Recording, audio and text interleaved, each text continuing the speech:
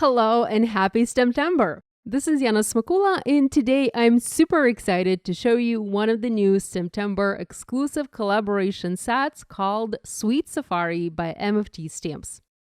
I just adore the cute little critters in this set and the style in which they are illustrated. This is very MFT. I wanted to create a flat one-layer card with a beautiful safari type pattern. I started to work on my card by using narrow tape. This is the Spellbinder's best ever craft tape in a 1/4-inch size, and I taped the edges of my cardstock panel. This is a Nina Solar White 80-pound cardstock, by the way, and it is cut to 4 1/4 by 5.5 inches. My idea is to stamp a pattern onto this background, but have a 1/4-inch border around the pattern. Sometimes I eyeball the placement of the border. Other times I might use a pencil and a ruler and I just draw a line and that tells me where my stamping needs to stop. This time I decided to make it really easy for myself and just tape the edges. Next, I placed the panel inside my Mini Misty stamping tool. I have replaced the black foam pad here with a waffle flower grip mat, and this allows me to skip using magnets as the grip mat firmly grips and holds the paper in place. I'll still use the magnet, and you'll see that in a minute, and you'll see why. I'm going to use the images and plan my pattern. Now, I have already played a little bit with these, and you can see that they are stained with black ink. In order to prevent getting any ink onto my panel while I'm still planning the pattern, I'm adding a sheet of acetate. This is just the acetate from the stamp packaging. So I'm adding that over my panel, and I will be placing the stamps over the acetate. This way, if I do have any leftover black ink on any of my stamps, the ink is not going to transfer onto the panel, it's just going to sit on the acetate. And here I did add the magnet to the top of my panel to hold the acetate in place. The acetate just sits over the cardstock.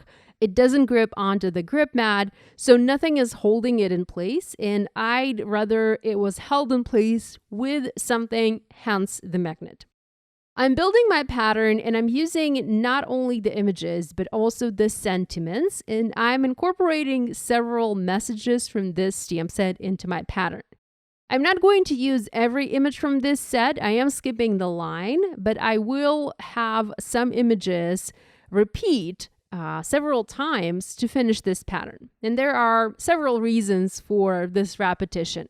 First of all, I did not like the image of the line here. It's very cute, but it just did not work with the other images that I had.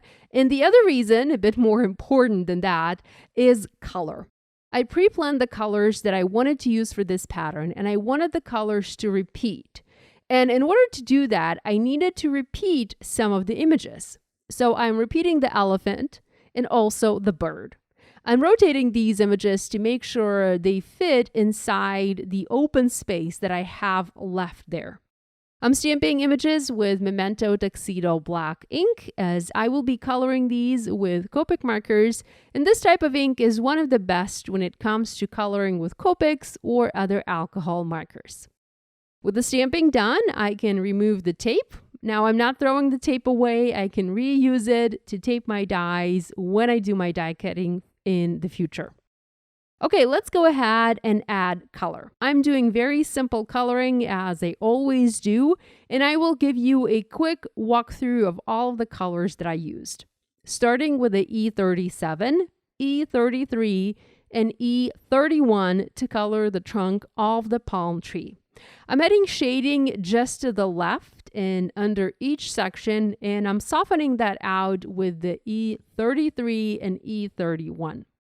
The leaves are colored with YG67, my darkest green, YG17, this is my medium green, and YG03, my lightest green. Now, for many of these images, I went to Pinterest and I typed the name of the image, for example, palm trees, and I also typed cartoon, so palm tree cartoon, to see some cute examples of the coloring. This is very helpful if you are not sure what colors to use or where to shade your images. Next, the elephants were colored using warm gray colors. the W5, W3, and W1, and I also softened the colors using colorless blender. The hippo was colored in the same way, but using cool gray colors, the C5, C3, and C1, and once again, I used the colorless blender. Giraffe was colored with YR15 and Y35 colors, so just 2 colors here, and I also used brown colors for the hooves. The bird was colored using the same yellow-orange markers as I used for the giraffe, the YR15 and Y35, as well as reds in R27, R24, and R22. And these are all of the markers that I used for this card. Oh, I did forget to mention one more. The R20 marker was used to add blush. Now, I wanted to add shading to each image to help ground each image on my panel and also to add additional color. And so I used W5 and YG03 markers to add some grass. Now I added that not only under the critters and the palm tree and the grass, but I also added that under the sentiments, and that worked sort of as a highlighter to the sentiments. I quite like this look. I have never done this before, but having tried it here, I really like the result. Lastly, I adhered this panel to an A2 side folding card base, and I used white Jelly Roll pen to add some white pen details to my images, and that finished my card. So that's a look at the card I have for you, created with the STAMPtember exclusive Sweet Safari stamp set from MFT Stamps. If you make a card inspired by this video, we'd love it if you shared your project online and tagged us on social media. We always enjoy seeing what you make. Thanks so much for joining me today. Love you guys, and I'll see you next time.